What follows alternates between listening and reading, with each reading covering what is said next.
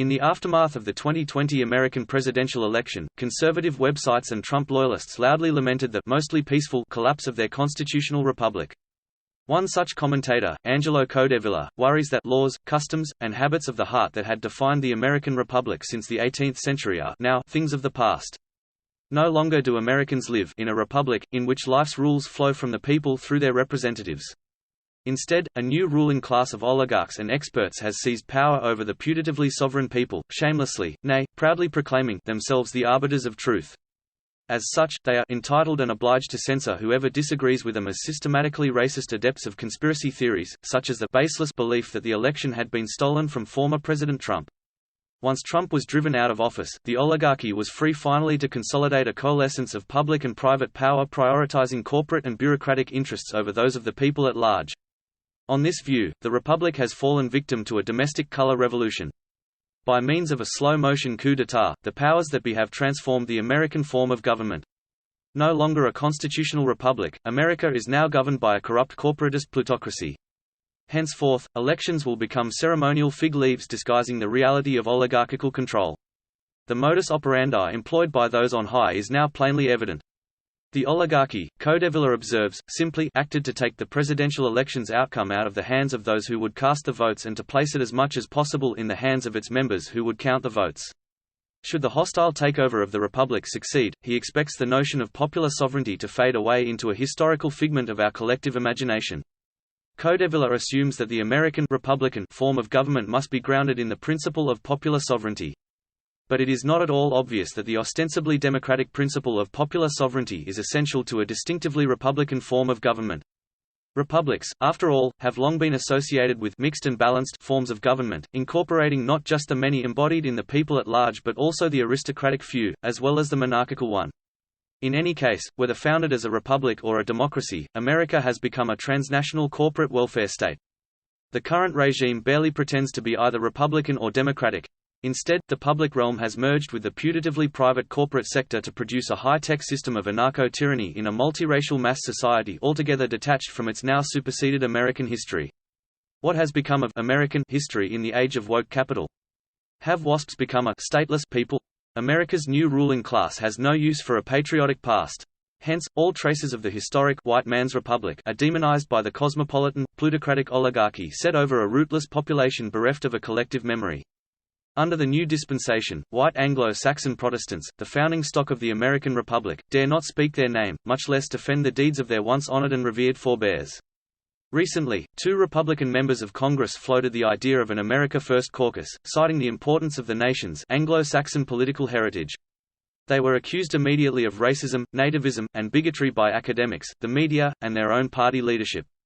To avoid the multiple stigmata attached to such a thought crime, even dissident websites cautiously employ anodyne cryptonyms, e.g., the historic American nation, when referring to their pale-skinned forebears. Having been officially memory-holed, this crypto nation is now dangerously exposed to demographic and political isolation. Its members have been left lost and leaderless, amidst an ever-swelling, multi-hued multitude of alien newcomers.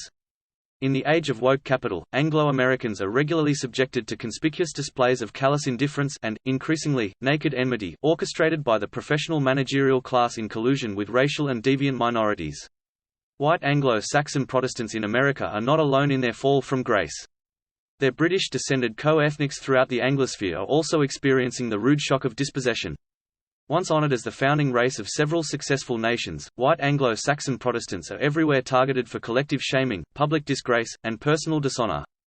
The rising tide of color now threatens to submerge the historic nations of Australia, Canada, and New Zealand, even of the United Kingdom itself. People of color are far from friendless, they have found allies among other groups competing for resources, prestige, and power against WASPs. Having thrown open the gates to mass migration in the post-war period, every formerly Anglo-Saxon country now hosts racial, ethnic, and religious groups from every corner of the world, some harboring hostility towards its old stock inhabitants. In the high-stakes, globalist game of identity politics, even some European-descended ethnic groups rarely side with the few Anglo-Saxon Protestants daring openly to resist their racial replacement. In fact, many fellow whites, notably Jews and Irish Catholics, have long nursed ancestral grudges against WASPs. Nor do relative latecomers to the American melting pot, the generically white descendants of late 19th-century Ellis Islanders from southern, central, and eastern Europe, generally respect the honorific constitutional status once attached to the seat of Albion. Much the same observation applies to non-Nordic European migration into any and all of the historic dominions of the British Crown throughout the Old White Commonwealth. For many hyphenated Americans, America is self-evidently a nation of immigrants. Angelo Codevilla's article exemplifies that frame of mind. Born in Italy, Codevilla emigrated to the USA with his parents in 1955, taking out American citizenship in 1962 at age 19. Unsurprisingly, therefore, Codevilla is a civic nationalist. He identifies his fellow Americans by their legal citizenship, not by ancestry, religion, or language. He is ill-equipped to understand that the collapse of the constitutional republic has plunged Anglo-Americans into a deepening ethno-religious identity crisis. He should be excused, however.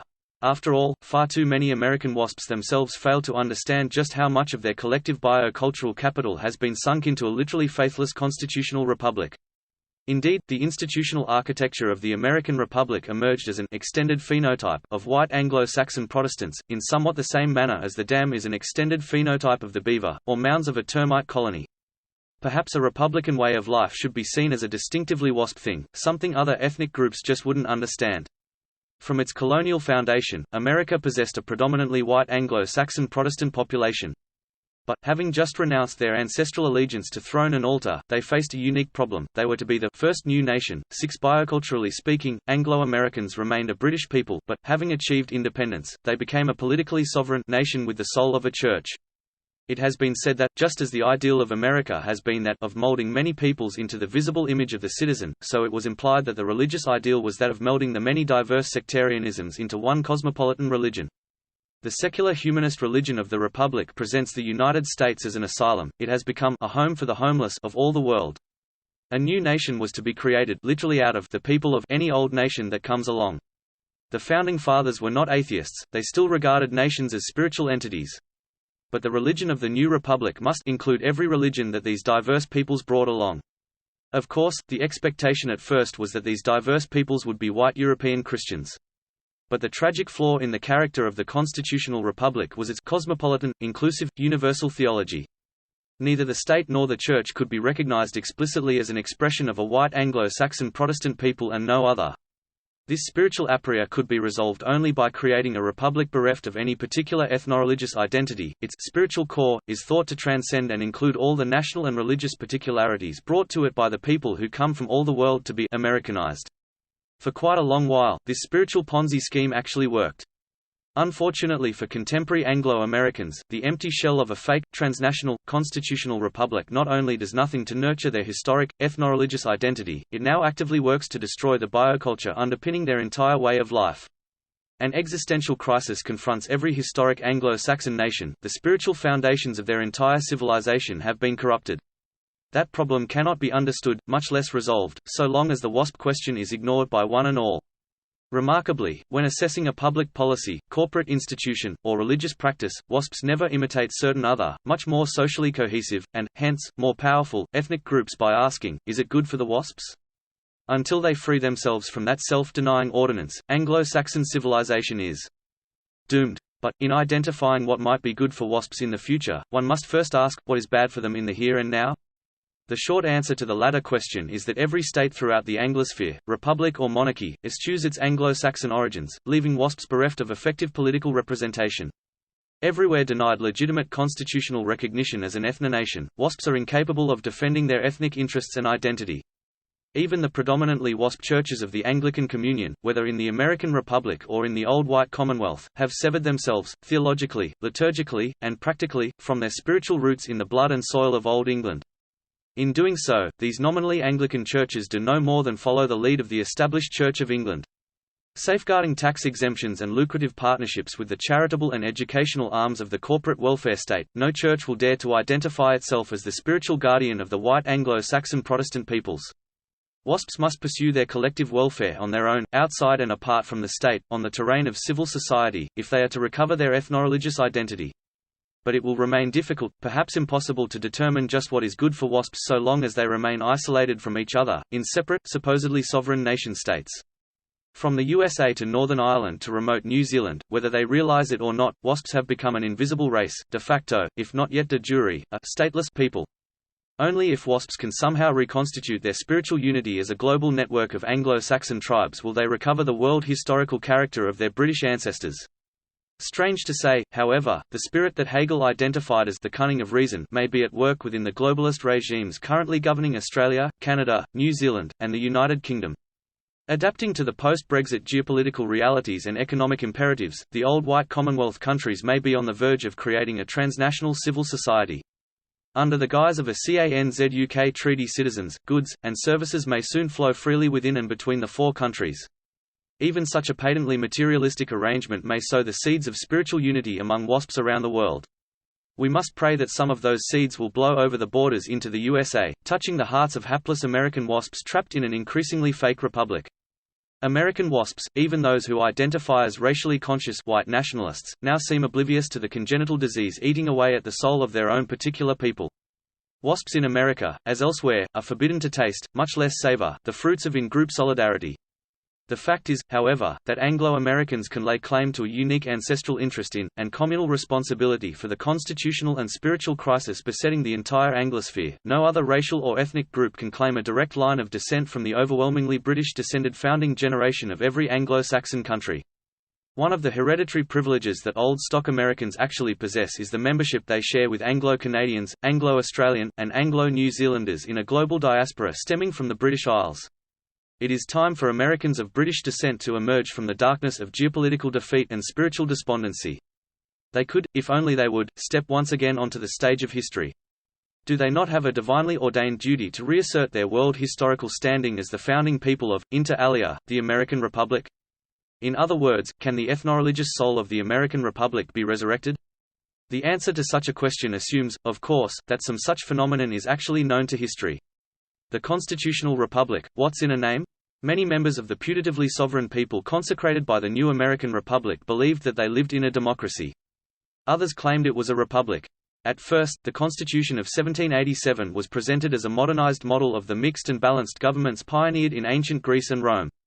The founders appealed as well to the spirit of the ancient Constitution of England. But they dispensed with the natural hierarchy of king, lords, and commons associated with the British Parliament. That superseded constitutional design was replaced by a functional separation between executive, legislative, and judicial powers, supplemented in both federal and state governments by a system of checks and balances. The result was a far cry from direct democracy. Prior to the Civil War, even the highly demagogic Jacksonian democracy spawned under the First Federal Republic was a sprawling, highly decentralized state of courts and parties. Even then, the American people at large stood outside and apart from the institutions of government. All governmental powers, legislative, executive, and judicial alike, were to be exercised in the name of the sovereign people by those occupying the seats of power. In other words, the people were to be sovereign in name only. The founders ensured that the people could rule only indirectly, if at all, through their representatives in government. James Madison justified this double dealing in the language of classical republicanism, declaring that only a state ruled directly by the people can be a democracy. America was to be a republic, one defined, however, in the most minimalist, modernist manner, as a state ruled by elective and non-elective representatives of the people. This, too, was a far cry from the classical Aristotelian idea of the republic or polis as an association of persons formed with a view to some good purpose. Aristotle taught that the highest conceivable form of human life was that of the citizen who ruled as head of his oikos or household and was ruled as one of a community of equal heads making decisions which were binding on all. Through his political activity, the citizen contributed to the creation of public goods available to others while himself enjoying the values generated within the society as a whole. Civic activity was concerned with the universal good. Participation in public life was itself, therefore, a good of a higher order than the particular goods that the citizen as a social animal might enjoy. Simply by exercising his own citizenship, every member of the polis enjoyed a universal good. According to J.G.A. Pocock, because citizenship was a universal activity, the Republic was a universal community, existing to realize for its citizens all the values which men were capable of realizing in this life. By the same token, the Republic, like the individual citizen, retained a particular identity. Both were finite and located in space and time. Universal and particular were fused together in both individual citizens and the Republic as a whole. As universal beings, citizens were certainly alike, but they were not identical. As particular beings, citizens inevitably remain dissimilar in terms of the individual priorities they might elect to pursue. Their activity in pursuit of the common good could not be divorced from the particular goods each might prefer. For that reason, citizens both ruled and were ruled. But, because there were inescapable qualitative and quantitative distinctions between citizens, there was a broad division between the one, the few, and the many. Every group within each of those categories was allotted its own distinctive role in decision-making. Both the few and the many included several groups, each of which had power to pursue its own particular good in such a way as to involve it in the pursuit of other goods by other groups. The goal was to ensure that each group, like each citizen, must be subject to power as well as the exerciser of it. No one group was to be able to exercise an unshared, and hence despotic, power over the whole. Each group was to contribute as its character best fitted it to the attainment of particular and general goods. There was always, of course, the possibility of conflict between the particular goods pursued by the individual and his concern for an awareness of the common universal good that he sought in common with his fellow citizens. The very fact that the contradiction between the two inevitably defied a final solution meant that the polis or res publica must be a moral community. In the classical republican tradition, the polity was a relationship between values. In other words, the good of citizenship, of ruling and being ruled, consisted in a relationship between one's own virtue and that of another. Given this sense of the mutual and relational character of virtue, only the political animal could be truly a good man. Pocock makes it clear that this theory was bought at a high price, it imposed high demands and high risks. The polity must be a perfect partnership of all citizens and all values. If it failed to attain such perfection, a part would be ruling in the name of the whole. Any such state of affairs would push the polity toward despotism, corruption and injustice. Ideally, the republic could provide its citizens with a stable and universal harmonization of particular values. But as against that hope, there was always an expectation that the polity, being a work of men's hands, must come to an end in time. Stability depended upon the willingness of each citizen to abstain from preferring his particular values to the common good. Everything turned on the cultivation of civic virtue. But it was the predicament of civic virtue that it could only be practiced with one's fellow citizens, and consequently might be lost as surely in consequence of another's dereliction as of one's own. The fact was that the citizen could not be forever sure of the self-maintained virtue of his fellow, let alone of his own. Corruption was an ever-present possibility. The emergence and survival of a virtuous citizenry in a stable republic always depended on a myriad of particulars. A peculiarity of the ancient Greek city-state was that mutual trust among citizens was facilitated by two conditions which no longer obtain in modern civil societies: citizens were relatively few in number and shared a common ethnicity.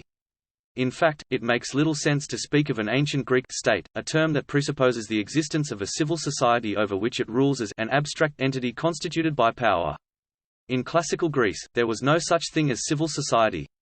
Constituted as a civic community whose claims were, in principle, total, the polis was certainly not a conspiracy of self-seeking individuals joined for mutual profit and protection in a temporary legal partnership that would be dissolved when it ceased to suit their interests.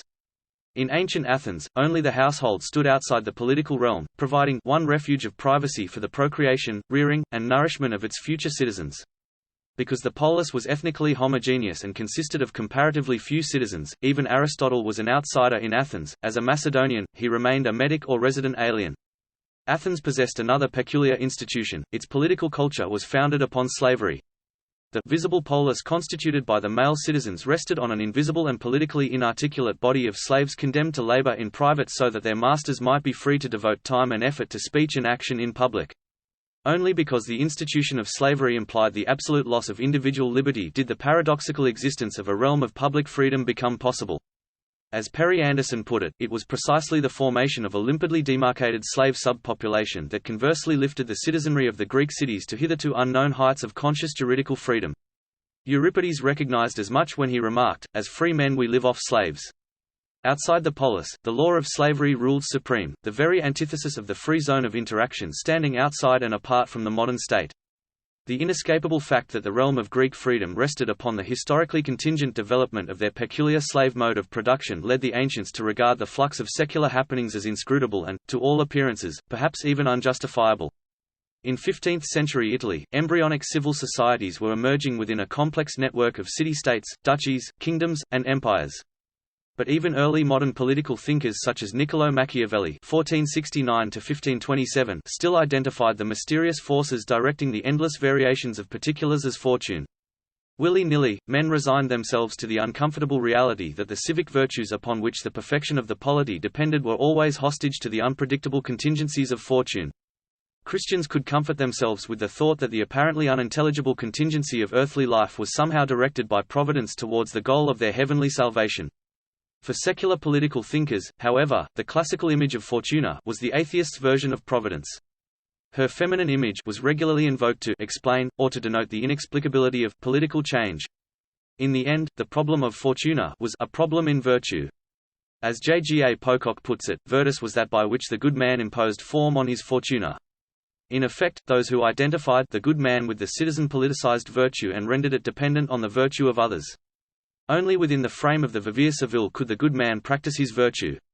Should the civic frame of political action collapse, whether through violent innovation or through the creeping dependence of some upon others, the virtue of the powerful as well as the powerless was bound to be corrupted.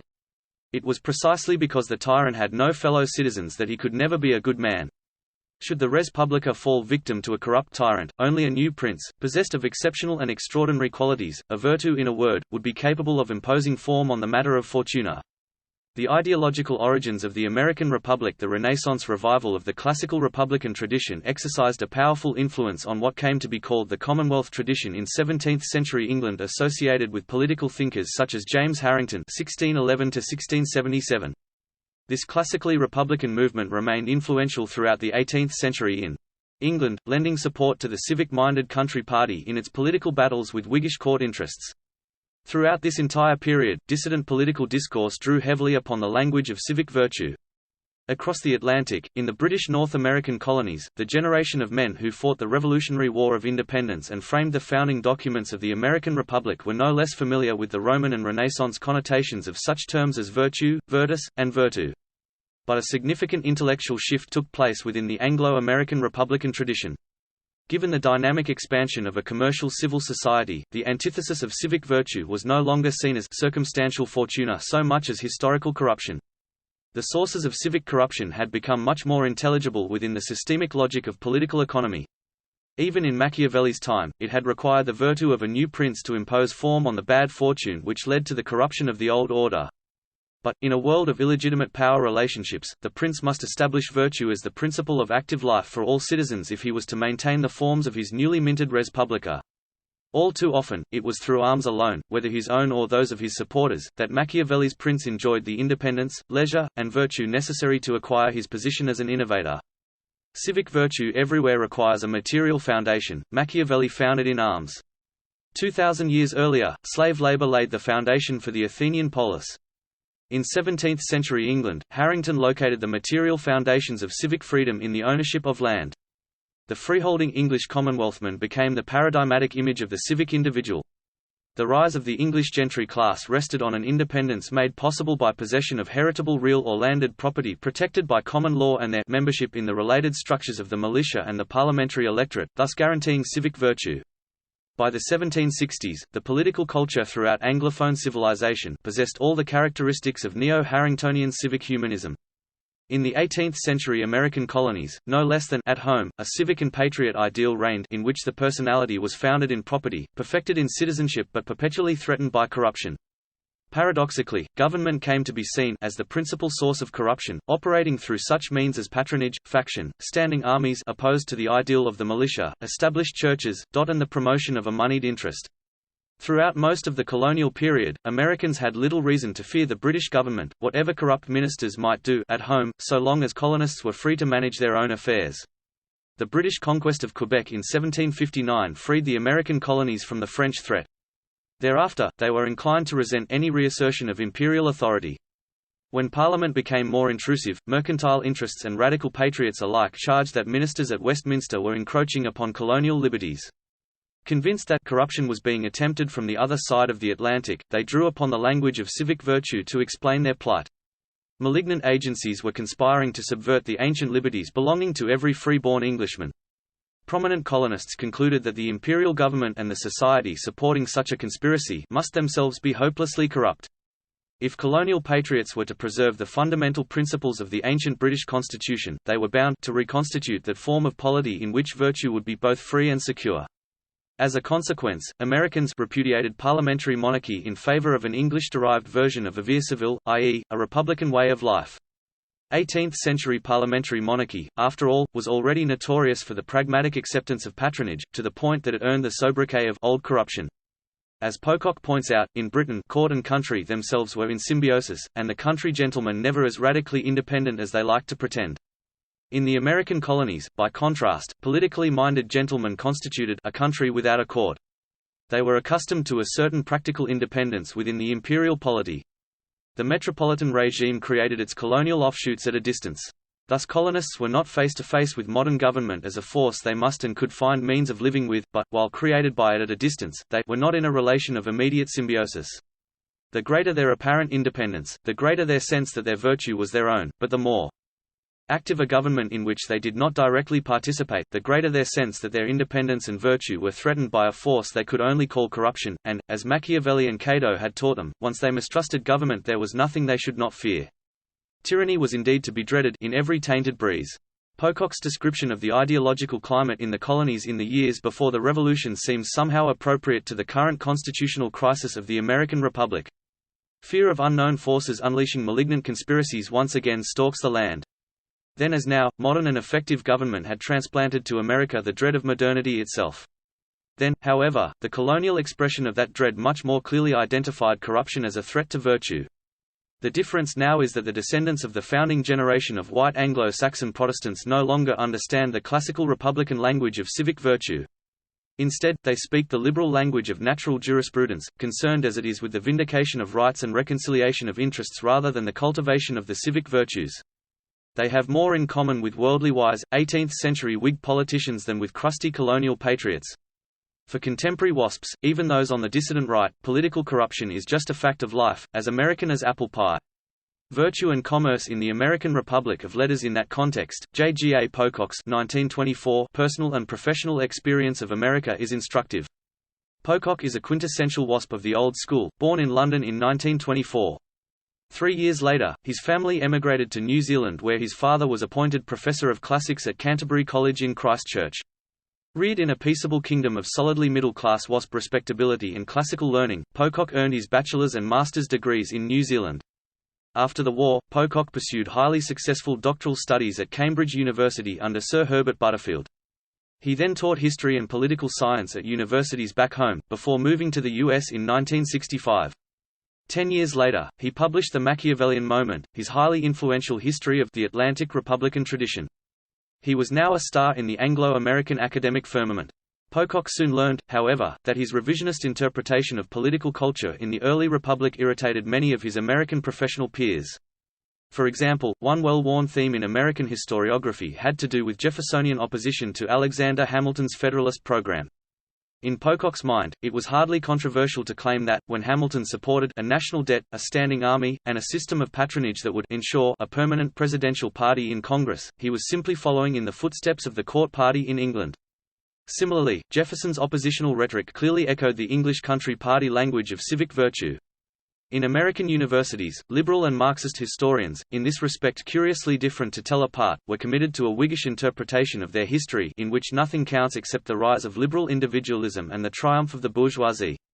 They found Pocock's talk of virtue versus corruption suspiciously alien, too evocative of the so-called paranoid style of populist politics found in flyover country.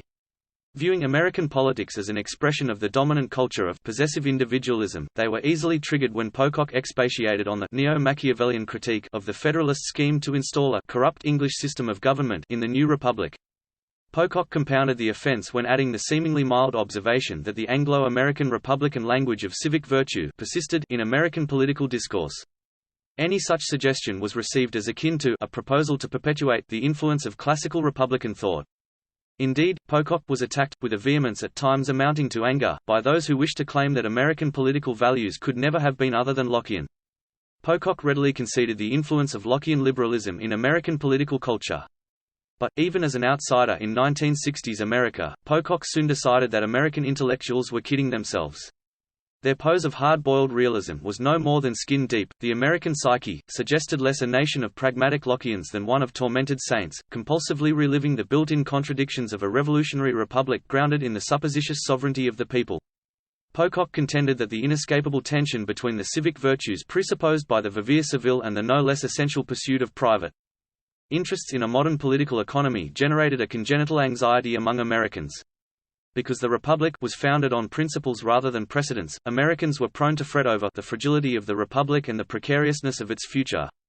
To explain how the new nation had managed to cope with the corrosive influence of personal and political corruption in a rapidly expanding commercial republic, Pocock invoked his own variant of Frederick Jackson Turner's still controversial frontier thesis.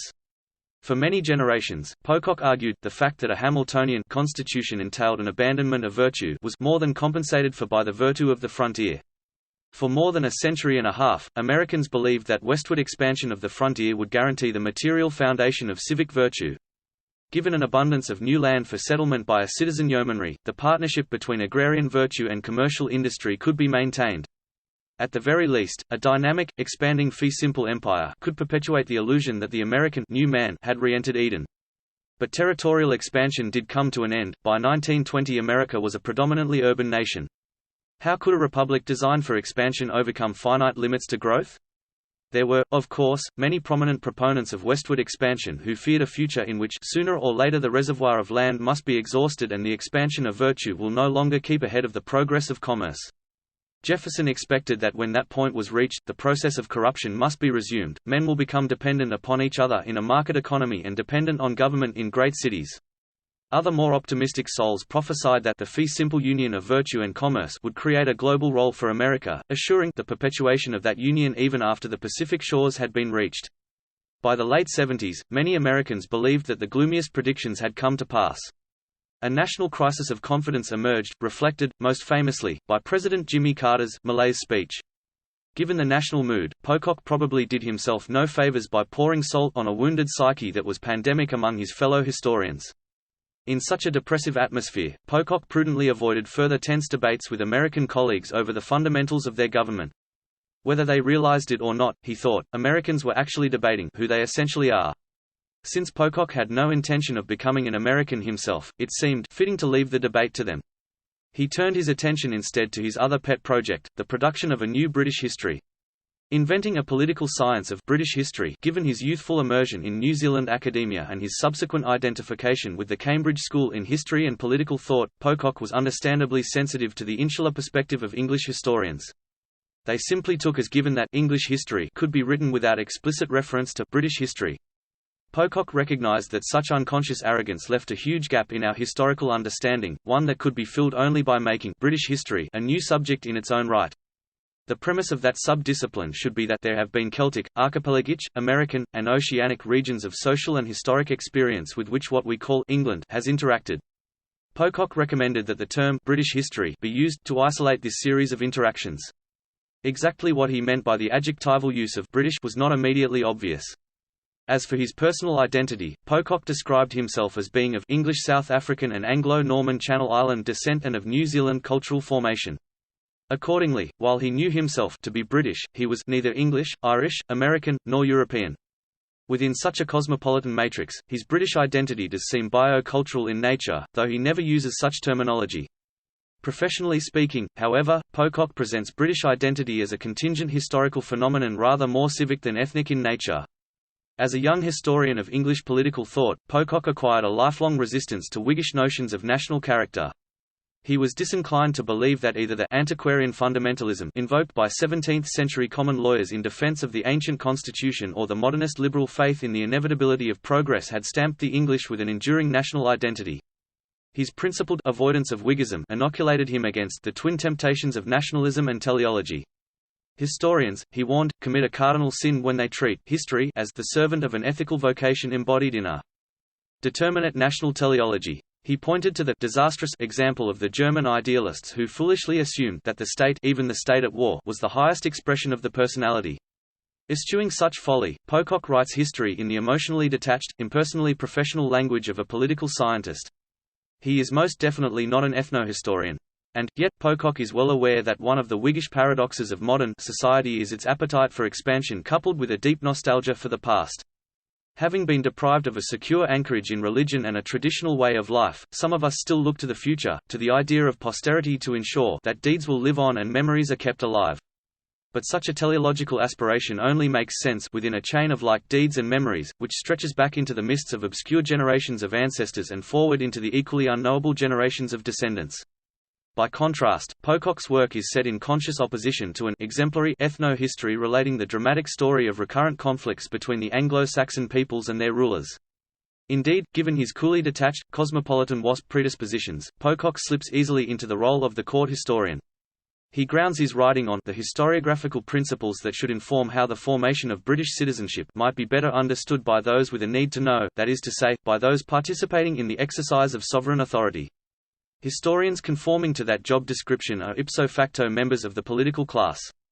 Pocock's New British History set out to analyse the changing intellectual contexts governing the development over time of a particular national and imperial tradition. Its subject was the expansion and contraction of a multipolar polity, most emphatically not the origins, development, and destiny of a particular people. Unlike the ethno-historian, Pocock's goal has never been to trace chains of connections between the various Anglo-Saxon Celtic peoples who, over the course of centuries, have expanded, more or less in tandem, around the world. Rather, his concern is with the relationship between historical events and political consciousness of those who rule and are ruled at any given moment in time. Summing up his first book on the ancient constitution and the feudal law, he described his intellectual project as an exercise in abstract academic humanism. The book seems to be an essay in a certain species of historical inquiry, into how human beings live within the possibilities of their language systems, and the systems of historical time which their language articulates for them. Apart from persistent warnings about the dangers of Whiggism, Pocock has nothing to say about how the language system associated with the ancient British constitution could or should shape the destiny of his fellow WASPs throughout the contemporary Anglosphere. Only those who possess a sense of anamnestic solidarity with their ancestors, only those who feel duty-bound to honour their memory, are likely to be at all concerned with the good opinion of their posterity. Ethnohistories are based upon the premise that there is an essential thread of continuity binding the present to both the past and the future. A British ethnohistorian aims to be both a moral teacher and a spiritual dramatist. His role is to present the audience with a temporal and terrestrial drama of salvation. He is not a disinterested social scientist pursuing a professional inquiry into the past as it really was, rather, both the ethnohistorian and his readers are possessed by a yearning desire to re-enter into a living past. A British ethno-history strives to make the past respond to the needs of the living by recreating the peculiar atmosphere and distinctive setting associated with the Anglo-Saxon Celtic peoples and no others. Pocock's New British History presents itself as a sub-discipline in a political science. The historian as political scientist denies that there exists any predetermined relationship between contingent historical process and specific forms of political consciousness. In other words, there was nothing intrinsically British or even English about the political language spoken by 17th-century English Commonwealth men or 18th-century revolutionaries in British North America. Accordingly, when writing either British or American history, Pocock's focus was on the formation of kinds of political allegiance in particular polities at particular times. For Pocock, it follows that, once Americans of British descent renounced their ancestral allegiance to the parliamentary monarchy, they effectively reconstituted themselves as a new people. Thereafter, their collective identity was anchored in the institutional exoskeleton of the new state. Conversely, colonial Tories in exile from the New Republic and re-settled in Upper Canada, Lower Canada, New Brunswick, or Nova Scotia remained firmly embedded within British history. In neither case were the historically contingent forms of citizenship created by successor polities confined to those possessed of a particular ethnic identity or religious consciousness. As shown by the emancipation of Jews and Catholics in Britain and of Negro slaves in the USA, political allegiance is not a fusion of blood and belonging. Contingent historical events led to the extension of both American citizenship and British subject status to persons possessed of radically alien ethnic identities and religious faiths. The globalist convergence of parliamentary monarchy and constitutional republic. If one accepts Pocock's equation of national identity with political allegiance, the unity of the British and American peoples seems to have been severed at the root not long after the foundation of the republic. Pocock concedes that the American Revolution and the Act of American Political Union belonged to the wider context of British history, but he maintains that the subsequent American continental expansion represented a definite departure from that historical arena. Pocock knows, of course, that, for most of its history, the United States has had a predominantly white Anglo-Saxon population. He also readily acknowledges that the newly created American polity drew upon British political and legal traditions. Nevertheless, for him, the fact remains that it was only in leaving the sphere of British history that the United States became an effective and durable empire.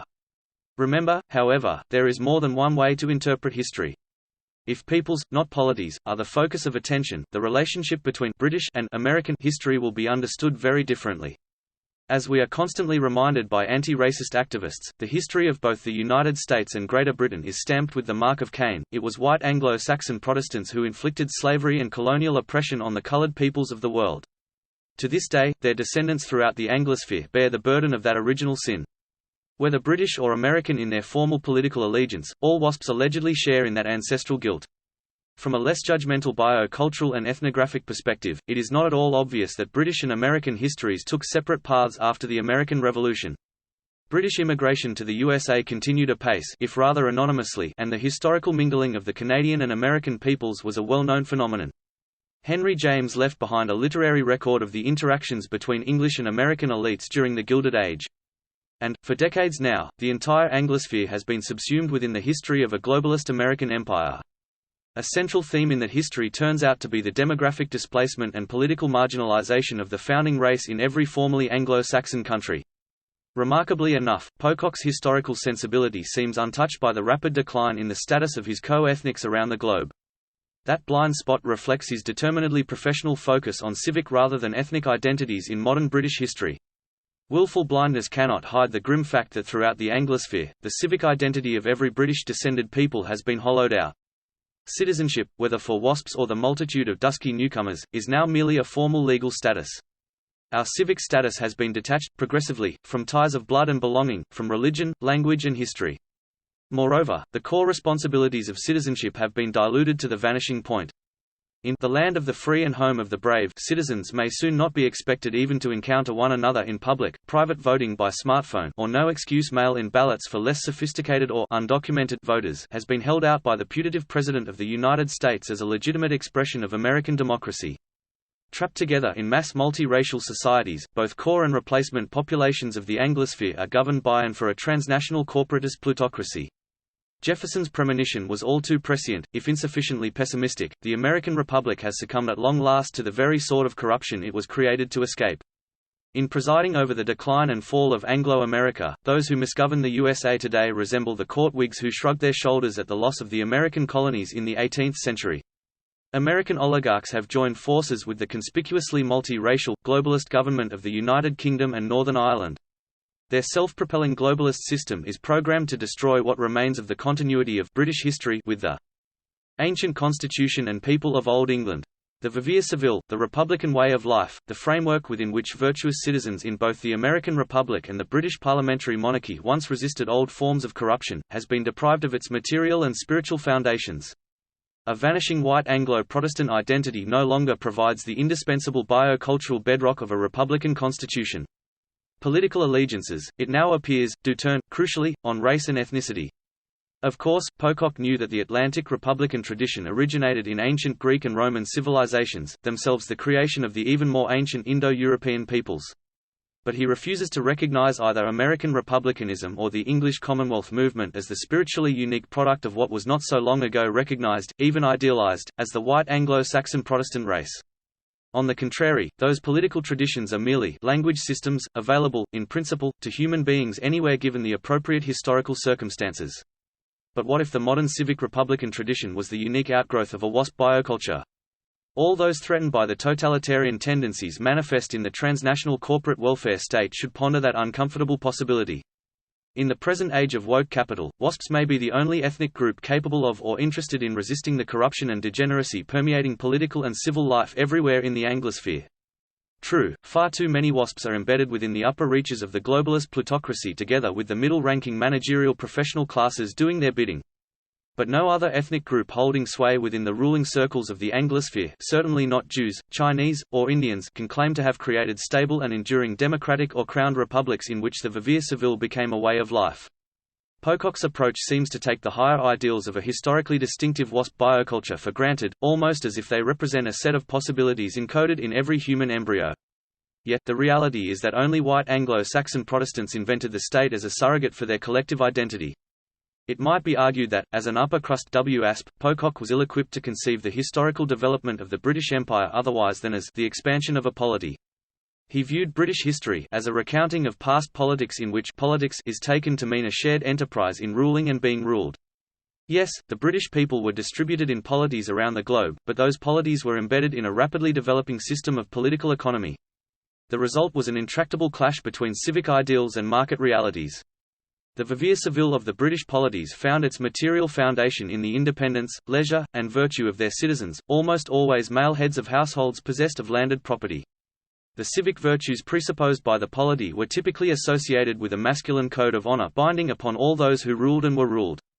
By contrast, the modern political economy, if not dishonorable by nature, remains somewhat suspect in the eyes of gentlemen of property and standing. Conceived as an autonomous system of production, distribution, and exchange, the free market was governed, not by virtue, but by the pragmatic pursuit of selfish personal interests. A sense of honor was never deemed necessary to, and might actually have impeded full participation in, the market-based system of needs celebrated by 18th-century political economists. Indeed, everyone resident in a modern commercial republic, whatever his or her personal character or, nowadays, pronouns, is deemed entitled to equal dignity and equal rights before the law. It is hardly surprising, then, that the vivere civile prized by both the classical republican tradition and early modern parliamentary monarchy soon dissolved into the sordid factional conflicts, petty party divisions, and intractable racial discord characteristic of contemporary liberal democracy. Formal legal codes asserting the equal dignity of every human individual have replaced an unevenly distributed, aristocratic sense of personal honor. The basic concept in republican thinking is virtus, the basic concept of all jurisprudence is necessarily ius right.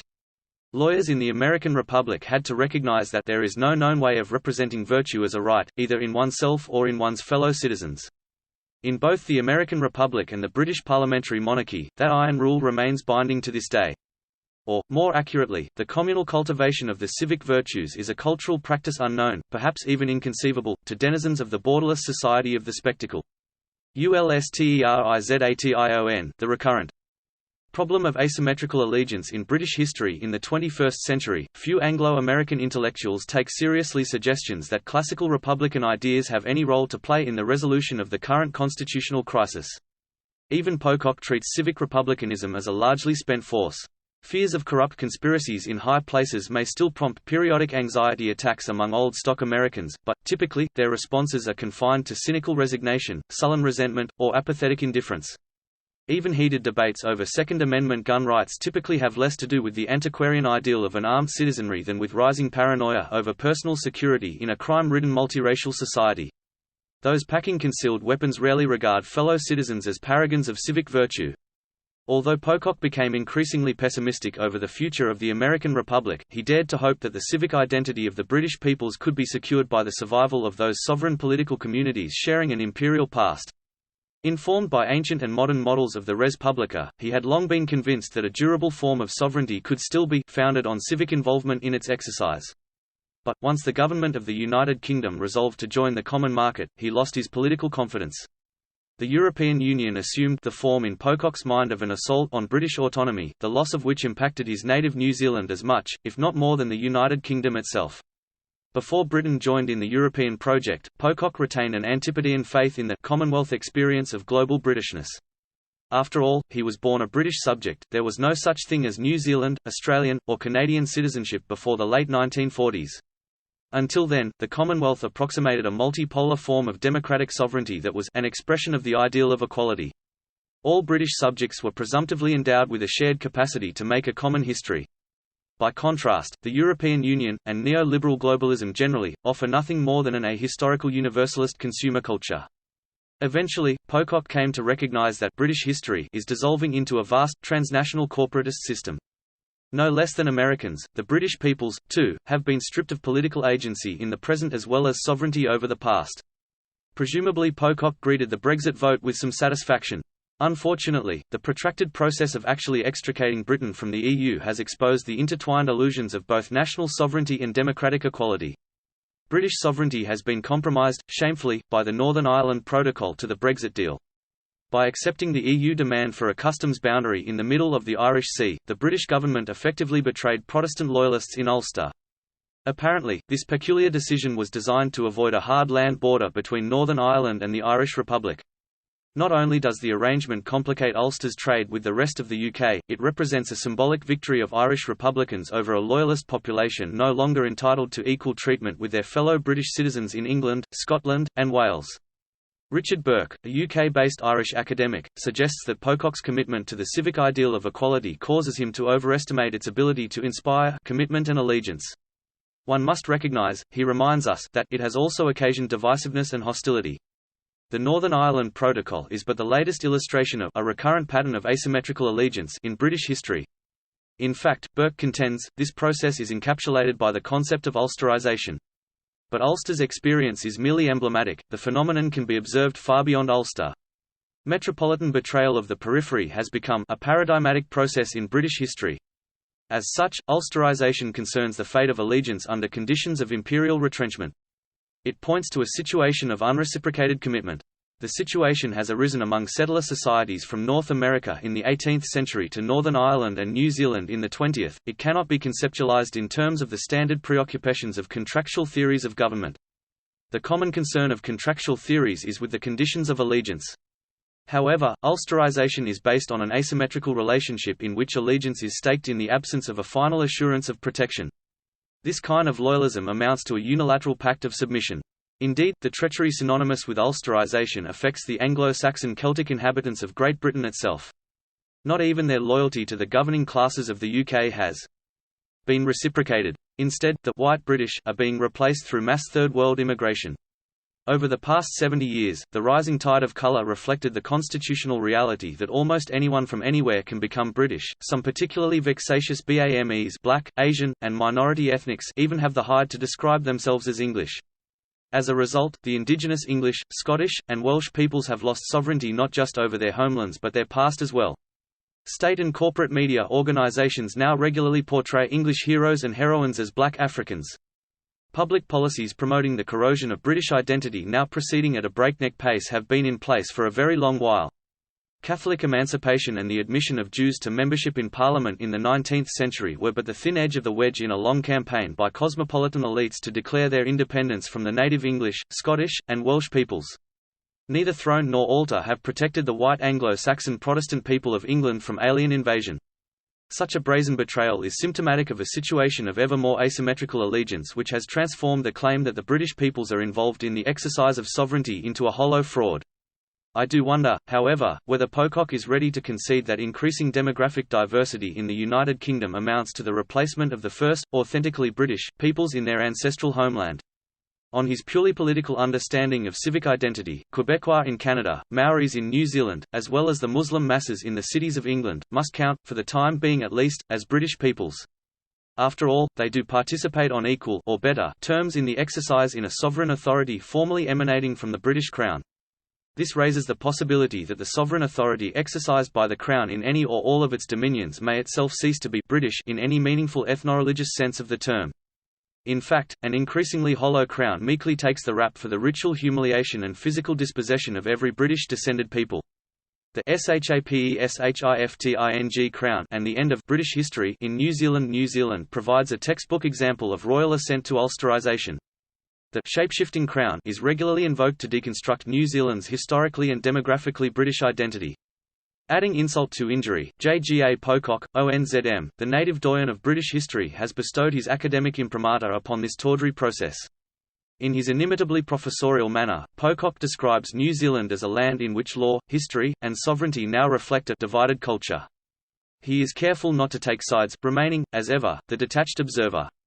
This British historian has no visible personal or tribal interest at stake in the fate of his own British-descended people.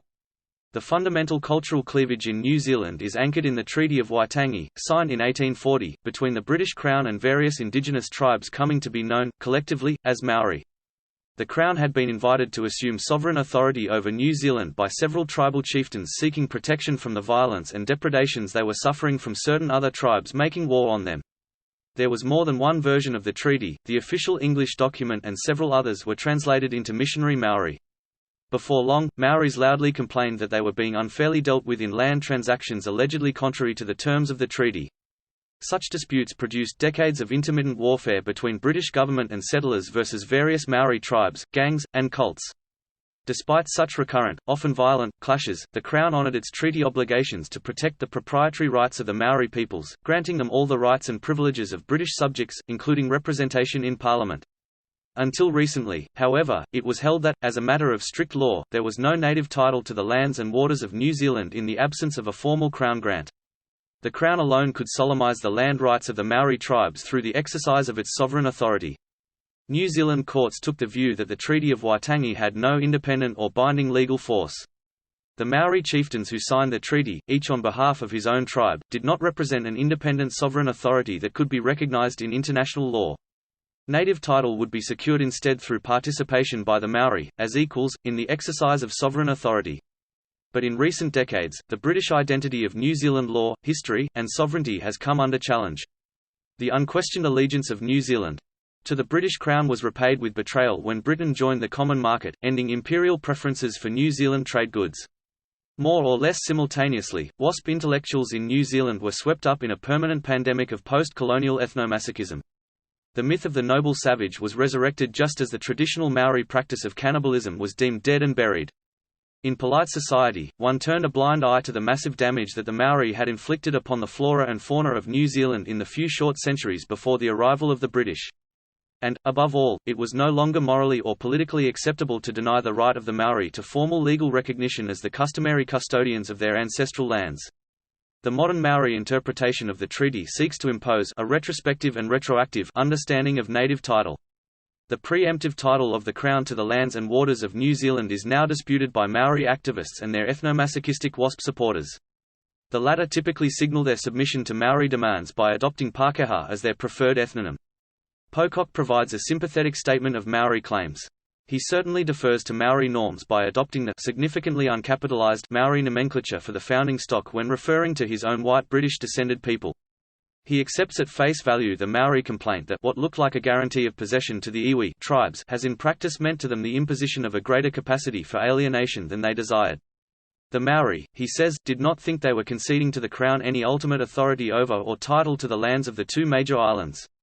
They assert that the treaty recognizes their right to possession, not of lands, forests, and fisheries alone, but of the norms and values, the social structure and culture, inherent in the occupancy of the land. The preemptive title of the Crown amounted to unjust dispossession. Allegedly, they have been dispossessed of their very identity as a people. They claim, therefore, that the treaty entitles them to repossession of both land and cultural identity, which are inseparable where repossession is possible, and to compensation and resources to use in building a new identity where it is not. A new problem instantly arises. Claims under a treaty or under a common law are in principle negotiable. Claims to a unique and all-inclusive cultural or spiritual identity easily become non-negotiable. New Zealand now confronts an existential problem, namely, whether the Maori and the Pākehā occupy a single history of interaction, or two histories incompatible with each other. The WASP community in New Zealand must ponder what may become of its capacity either to make or to write its own history if its political sovereignty should be surrendered to forces from without or radically challenged by forces from within. Our quasi-judicial body known as the Waitangi Tribunal has been empowered to hear claims by Maori arising out of performance or non-performance of the treaty's provisions. The tribunal investigates whether the Crown has or has not been discharging conditional obligations subject to which sovereignty was transferred to it in the first place. Strangely enough, the Crown itself has endowed the tribunal with a real if limited capacity to query the legitimacy of the sovereign's jurisdiction. In other words, the British Crown, having treated the Treaty of Waitangi for most of New Zealand's history as a simple nullity, now enshrines the very same document as New Zealand's ancient constitution, its Magna Carta, its fundamental law, its original contract. Pocock's apparent approval gives a doubly ironic twist to this curious turn of events.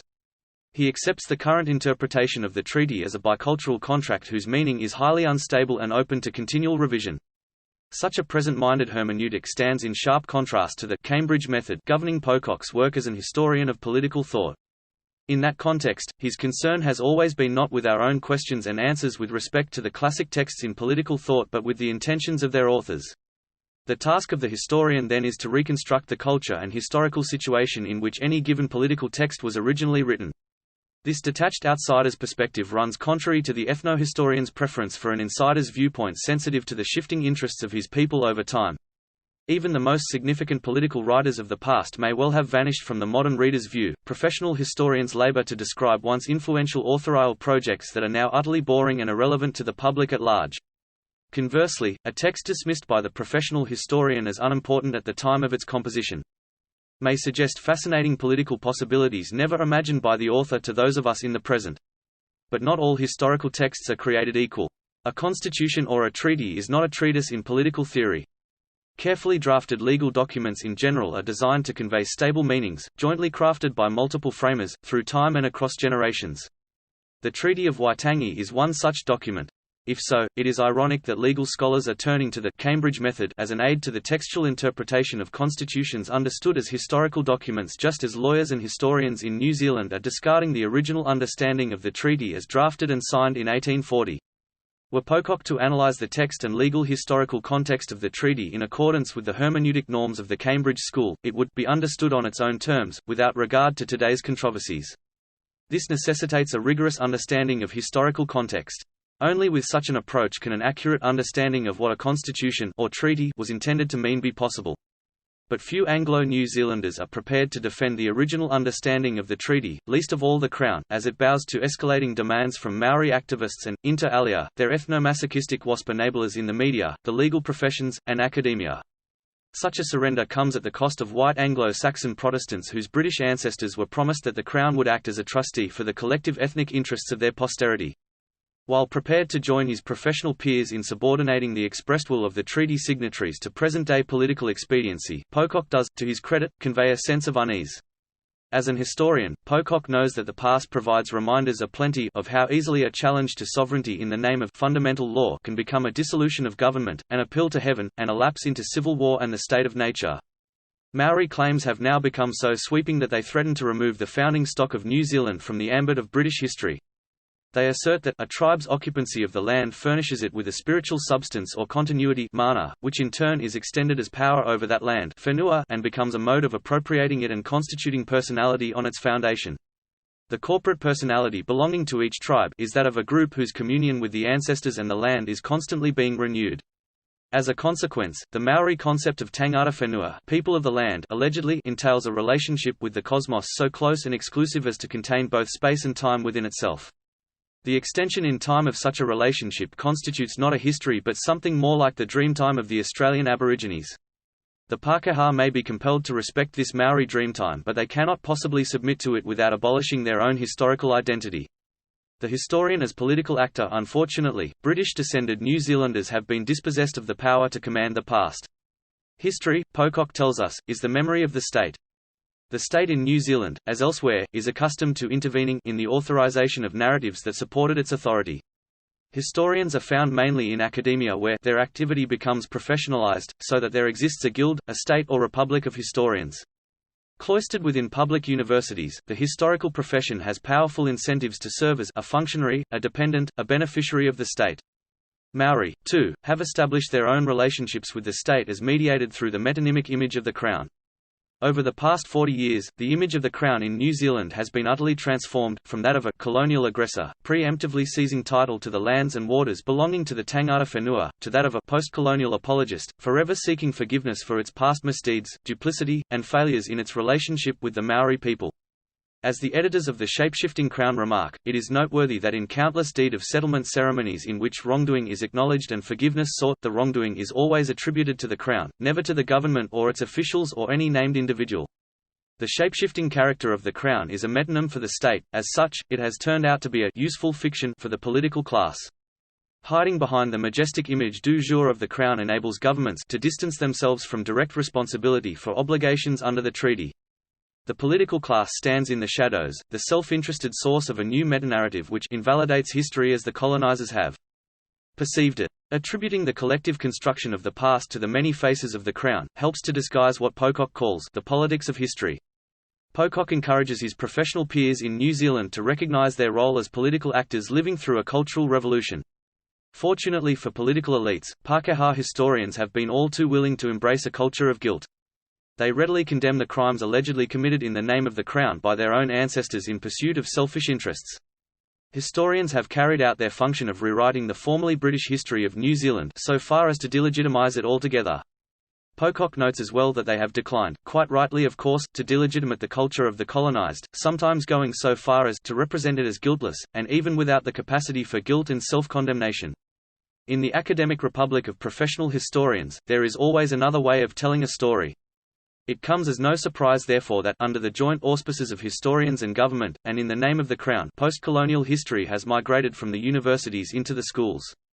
The previously hegemonic British history of New Zealand is being replaced by a Maori history of Aotearoa.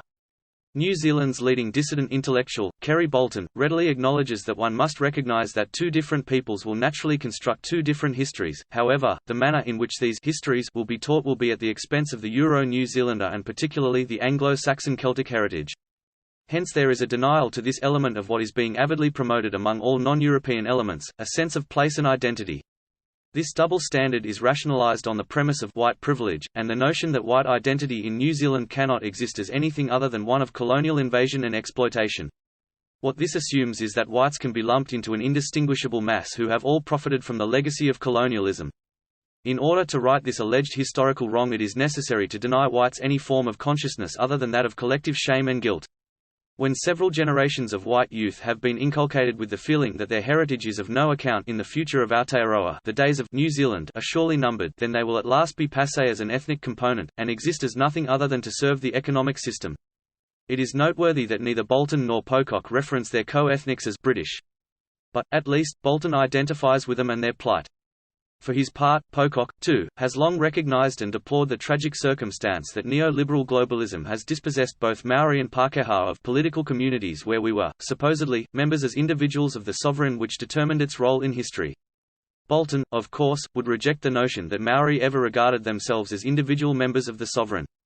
He knows that Maori have long been organised as tribal entities. Pocock appears not to recognise that his fellow WASPs and the Maori are enemies in a rapidly escalating culture war. Maori and their allies treat WASPs as defendants in a post-revolutionary Truth and Reconciliation Tribunal. Pocock finds it ironic that, even as Maori and Pākehā are in the process of renegotiating sovereignty, it is being sold out from under them. He does not notice that the principle of equality does not apply when one party to negotiations cannot appear under its own name. Both peoples are not, as Pocock claims, fated to live in economic communities where our role as self-enacting individual has yet to be defined as other than the consumer. He is probably right that a nation of consumers is unlikely to determine its own destiny. But he should acknowledge that Maori may survive as a tribal nation of consumers. Receiving support neither from the Crown nor the Republic of Historians, New Zealand WASPs might well degenerate into deracinated Pākehā who dare not speak their real name, much less that of the memory-hold Dominion of New Zealand. Still, it seems a pity that, despite their differences, both the preeminent British historian of the Atlantic Republican tradition and New Zealand's most prominent dissident rightist present themselves as cultural pessimists. The one refuses to believe that the spirit of republicanism still inheres in the ethno-nation which gave birth to both the American Republic and the British parliamentary monarchies. The other seems resigned to the solitary confinement of British-descended Pākehās on remote South Pacific islands, far from their Anglo-Saxon Celtic cousins elsewhere in the anglosphere. But who can blame them? No, British polity is likely to endow New Zealand WASPs once again with the capacity to control their own past or future. Salvation, if it is to come at all, will depend upon their ability to make common cause with other Anglo-Saxon tribes. It may yet be possible for WASPs everywhere to reconstitute a vivere civile within ethnic networks with global reach, operating outside and apart from the state, within the corporate institutions of a transnational civil society. Republicanism as a conditionally operative schema of civic action. Earlier we saw Pocock mourning the demise of British national sovereignty entailed by membership in the European Union. He believed that Europeanisation would entail the end of self-determination, and with this the end of the capacity to make history. Pocock presumes, in effect, that only a British polity can make a British history. He never considers whether an ethnically British people can create or sustain a civic identity apart from an identifiably British state. Like far too many of his fellow WASPs, Pocock ties civic identity to formal allegiance to some sovereign political authority. Over Pocock's lifetime, those descended from the founding stock of both the American Republic and the British parliamentary monarchies possessed formal legal citizenship in ostensibly sovereign states. Meanwhile, they paid little attention and certainly offered little resistance to the transformation of their historic nations into multiracial mass societies. Fortunately for WASPs, however, civic identities are not the exclusive gift of putatively sovereign political authorities. In any case, the formal legal membership in any sovereign political authority has lost much of its value to British-descended peoples. None of their shape-shifting sovereign states have repaid their loyal allegiance. No sovereign state, whether constitutional republic or constitutional monarchy, has honoured its promise of protection from alien invasion and ethno-religious dispossession. Forms of government seem to have little bearing on the quality of civic life. Certainly, there is no clear consensus on whether the American form of government is best described as a republic or as a democracy, or even on whether that is a distinction without a difference. Whatever label was attached to the new American nation in its first few decades, all agreed that politics and government there bore little resemblance to the absolutist regimes found in 18th-century Europe. Indeed, most foreign observers described a peculiar illusion of statelessness in America. American republicanism did not manifest itself as a distinctive form of the sovereign state. Instead, republicanism manifested itself as much in the realm of civil society as in the constitutional forms of sovereign authority. Especially in the early republic, politics in America presented the spectacle of a vast welter of competing individual and factional interests engaged in mutual back-scratching, legislative log-rolling and pork-barreling. Individuals preoccupied with the struggle for material advantage allowed their relation to the common good to become mediated through a class of professional politicians. The inevitable result, in many minds, must be the corruption of the body politic. Even then, outside the circles of courthouse cronies and party insiders, most members of the supposedly sovereign people had no way to be Republicans or to act as citizens. Instead, the stability and well-being of the polity soon depended upon the speculative pursuits of trade, credit, and commerce. Avowed Republicans were beset by anxiety over this state of affairs, but it was far from clear how the practice of virtuous and independent citizenship could be married to the institutional forms of a modern commercial society. Even in 17th-century England, Republicans feared that an unbridled commerce would release a speculative lust for private gain that would inevitably erode the material foundations of civic virtue in landed property. In post-revolutionary America, the appearance of those forms of mobile property associated with a developed market economy seemed even more likely to reduce all individuals, even those who owned landed property, to a condition of utter dependence on the vagaries of the marketplace. Historians of Anglo-American republicanism typically doubt its capacity to resolve modern tensions between absolutism and liberty, virtue and commerce. They are convinced that the ineradicable dread of modernity allegedly characteristic of the Republican mind left it unable to overcome the antinomic opposition between virtue and commerce. Thus, Pocock portrayed the American Revolution less as the first act of revolutionary enlightenment than as the last great act of the Renaissance. In his view, the country ideology was hamstrung by a Renaissance pessimism concerning the direction and reversibility of social and historical change. Republicans generally assumed that the longevity of a balanced constitution turned on the independence of its parts. Should a change or disturbance bring one of these into dependence upon another, a degenerative trend would commence which would soon become almost impossible to remedy. In other words, the Atlantic Republican tradition was unambiguously aligned with the forces of reactionary anti-modernism. According to this Republican synthesis in American historiography, the interpretive schema associated with Republican ideas was cast in essentially pre-modern terms. Republicans could not easily come to grips with the decay of their civic ethos attendant upon the growth of a complex modern industrial society. And they were soon faced with the rapid growth of massive industries and concentrated, multi-ethnic, urban populations. No place had been provided for a vast, propertyless working class in the dominant Republican vision of a fee-simple empire. Under such circumstances, the Republican mind could only retreat further into its archaic obsession with corruption and disorder, its hostile and conspiratorial outlook, and its millennial vision of a regenerated society. Historians such as Pocock concluded that the backward-looking ideology of American republicanism was simply ill-adapted to cope with, much less reverse, the tide of political and economic modernity. But conspiratorial thinking was not confined to avowed Republicans, then or now. Indeed, many American historians maintain that American politics has always been characterized by its paranoid style. As Columbia University history professor Richard Hofstadter put it in 1964, the paranoid style has been around a long time before the radical right discovered it, and its targets have ranged from the international bankers to Masons, Jesuits, and munitions makers. Of course, Hofstadter was a New York liberal whose deep personal and intellectual roots in Jewish radicalism predisposed him to downplay the possibility that even paranoid persons may have real enemies. Other historians take a less condescending view of the fears and fantasies plaguing ordinary people in turbulent times.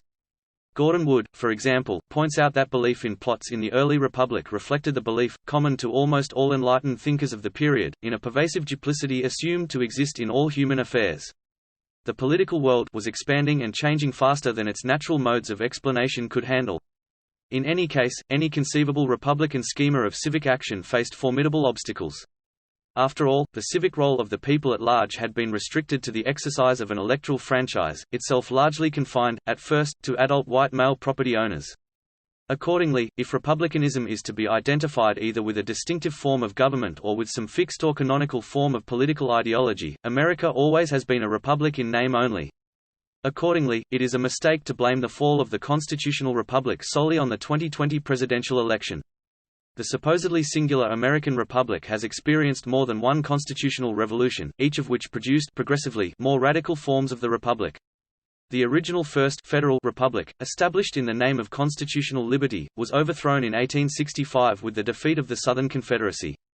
It was replaced by a Second Bourgeois Republic, formally inaugurated in the name of equality by the ratification of the 14th Amendment in 1868. Then, a Third Managerial, Therapeutic Republic was inaugurated by the New Deal during the critical years of the Great Depression.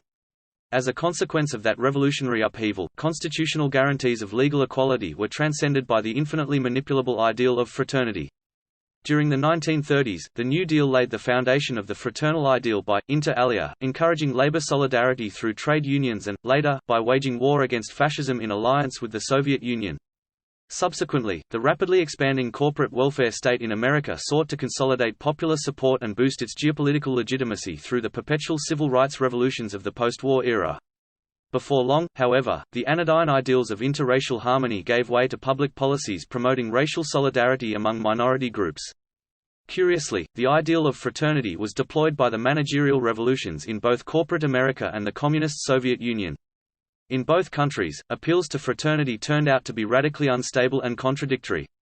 In neither case, could the administrative state contain the resultant social tensions and political pressures. Eventually both managerialist systems succumbed to constitutional crisis. In recognition of its globalist provenance and cosmopolitan character, the current oligarchical regime in the United States, foreshadowed by Obama's presidency and rudely interrupted by the Trump interregnum, can be described as a fourth transnational republic. Thus far, its guiding principle seems to be a neo-Manichaean anti-whiteness. Patriotic white Americans have become a collective public enemy number one. The gathering momentum of this anti-white mood among political and corporate elites has led Gregory Hood to conclude that we European Americans are a stateless people. We have citizenship, but no country. Hood renounces all loyalty he may once have felt towards the American regime, which he refuses to dignify by calling it a republic. The people, whom he has described, variously, as the historic American nation, as whites, European Americans, or even Amerikaners, would, he believes, be better off without it. Dissident right intellectuals and activists have come to similar conclusions in the various once British parliamentary monarchies. WASPS, everywhere it seems, have become a stateless people. What is to be done?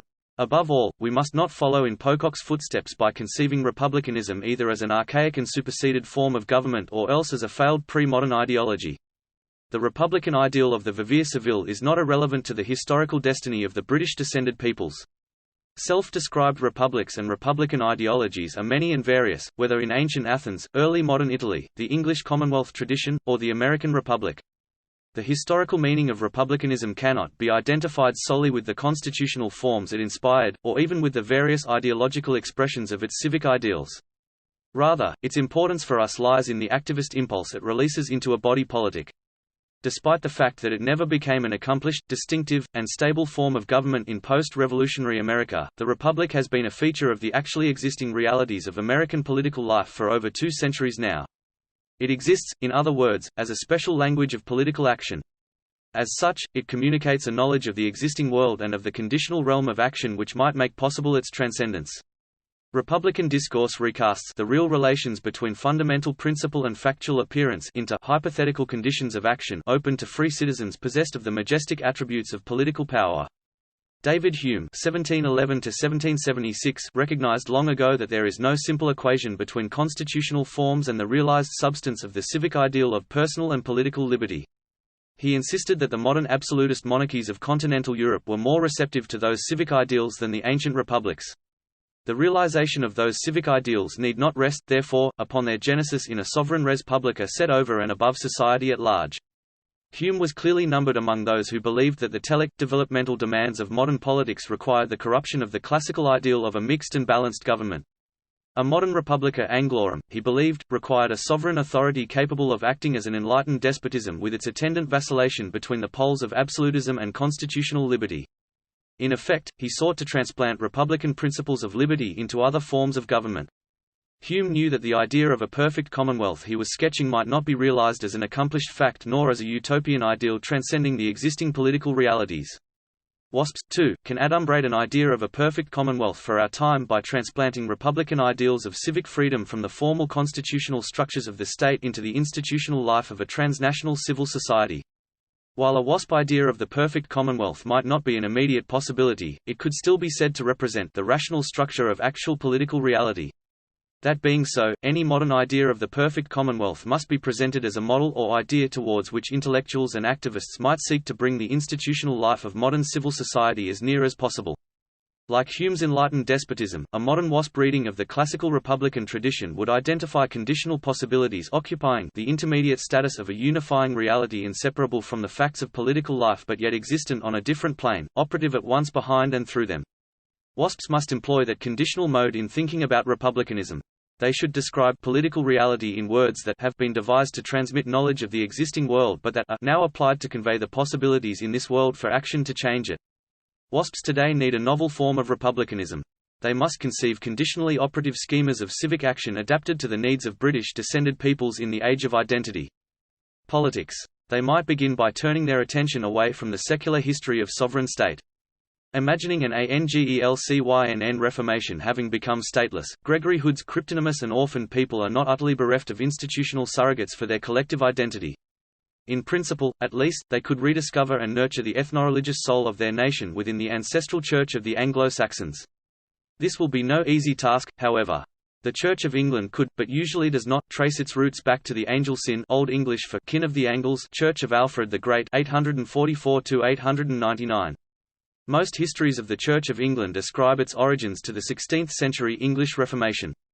Today, both throne and altar are politically controlled by the multiracialist government of the United Kingdom. Prudence and demographics alike demand that the Church not display, much less celebrate its Old English roots. Indeed, Archbishop Justin Welby regularly confesses to the shameful history and deeply institutionally racist character of the Church he heads. Things are not much better in the Anglican churches of Australia, Canada, and New Zealand. The Synod of the Sydney Diocese of the Anglican Church of Australia, for example, has just elected as Archbishop, the Dean of Sydney, the Very Reverend Kanishka Raffle, a Sri Lankan, born in London. The Archbishop-elect is a convert from Buddhism. He personally reflects and applauds the fact that globally, Anglican Christianity is ethnically diverse and our multiculturalism in Sydney mirrors that. Naturally enough, he is pleased as well that our team of bishops is almost equal part Asian background and Anglo. That is contemporary Australia. Clearly, Reverend Raffle has only the most tenuous personal or ethno-religious connection to the Angelsyn origins of the Anglican confession. In fact, even White Anglo-Saxon Anglicans in Australia deliberately severed their constitutional ties to the Church of England more than 60 years ago. Queen Elizabeth, Supreme Governor of the Church of England, played no role in Reverend Raffle's ascension to archiepiscopal rank. In my own experience as a parishioner in several churches within the Sydney Diocese, I learned that a monumental struggle will be required to persuade even other WASPs that they should reconnect with their ancestral roots in the Old Angelsyn Church, established in England well before the Norman conquest. The large cathedral church in which I was baptized, for example, has 4 congregations, divided into language groups. Services are held in English, Cantonese, Mandarin, and Persian Farsi. Needless to say, the latter 3 congregations are ethnically homogeneous, while the English-language congregation is an anomic and atomized ethnic hodgepodge. The institutionally entrenched and competing material, spiritual, and ethnic interests at stake in any conflict over the ethno-religious identity of Anglican churches at the parish and national level present enormous obstacles to change. Even so, objective conditions, as Marxists used to say, are ripe for the creation of a federal ecclesiastical republic uniting British descended peoples around the world in spiritual communion. Such a network of civil bodies, at once ecclesiastic and political, requires the incorporation of associations of persons to promote novel forms of civic action that will be spiritually, morally, politically, and perhaps even economically good for WASPs. If successful, such a program will amount to a postmodern Angelsyn Reformation. Fierce resistance can be expected from the various Anglican establishments in the Old White Commonwealth. In the United States, Angelsyn reformers will be greeted with complacently arrogant disbelief by an Episcopalian establishment that has long since renounced even its remotely Anglican identity. For as long as anyone can remember, leaders of the global Anglican Communion have been desperate to escape their Anglo-Saxon captivity. The result in Anglican churches everywhere has been theological timidity and ever-deepening spiritual anomie. The Anglican Church must be reformed, root and branch. How else can a widely scattered and demoralized people who know not their own name reconstitute their historic ethnonation? Patriotic WASPs now face implacable opposition, not just from disloyal leaders of their own race in both church and state, but from a host of other rival groups outfitted by a hostile globalist regime with legitimate racial, ethnic, gender, etc. identities and organizational resources. As a consequence, even Anglo-Americans, too, have been ulsterized.